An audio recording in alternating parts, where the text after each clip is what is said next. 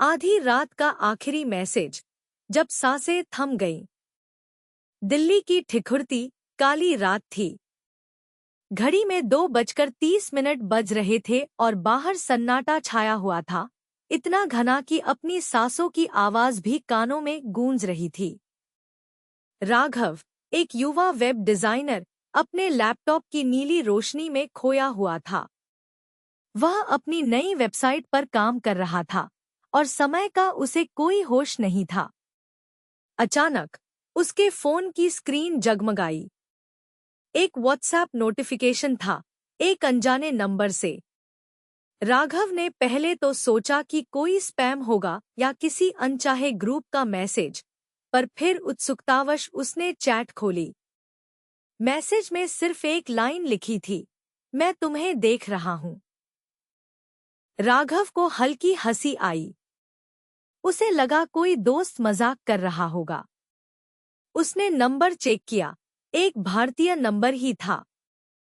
उसने फोन किनारे रखा और फिर से अपने काम में लीन हो गया। कुछ ही पलों बाद एक और नोटिफिकेशन आया। इस बार एक फोटो थी। राघव का दिल तेजी से धड़का जब उसने देखा कि यह फोटो उसके अपने लिविंग रूम की थी। अंधेरे में खींची गई थी, लाइटें बंद थी, पर उसे साफ दिख रहा था उसका सोफा, जिस पर उसकी पसंदीदा किताब अभी भी खुली पड़ी थी। डर की एक ठंडी लहर उसकी रीढ़ से गुजर गई। उसने घबराकर चारों तरफ देखा। घर के सारे दरवाजे बंद थे, खिड़कियां भी कसकर लगी हुई थी। कोई अंदर कैसे आ सकता था? दिमाग में अनगिनत सवाल कौंधने लगे। शायद कोई पुराना मजाक, किसी दोस्त का शरारत भरा मजाक। उसने खुद को समझाने की कोशिश की। तभी तीसरा मैसेज आया। इस बार एक ऑडियो फाइल थी। राघव के हाथ कांप रहे थे जब उसने प्ले का बटन दबाया। ऑडियो में सिर्फ धीमी, रस्सी जैसी घिसी हुई सांस लेने की आवाज थी। आवाज इतनी नजदीक और भयावह थी कि राघव को लगा जैसे कोई ठीक उसके कान के पास खड़े होकर सांस ले रहा हो। उसकी सांसें अटक गईं।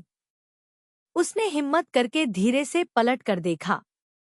उसकी कुर्सी के ठीक पीछे, कमरे के कोने में, एक गहरी काली परछाई बैठी थी। परछाई धीरे धीरे उसकी तरफ सरकने लगी।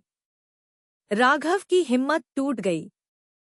परछाई ने अपना ठंडा, पतला हाथ बढ़ाया और राघव की गर्दन पर धीरे से फेरा।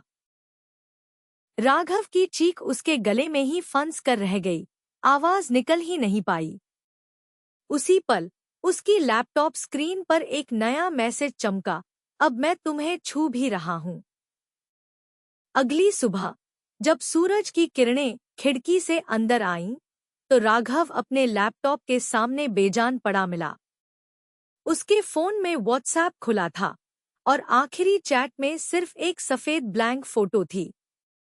उस फोटो के ठीक नीचे एक छोटा सा, खून से लिखा हुआ शब्द था, अलविदा।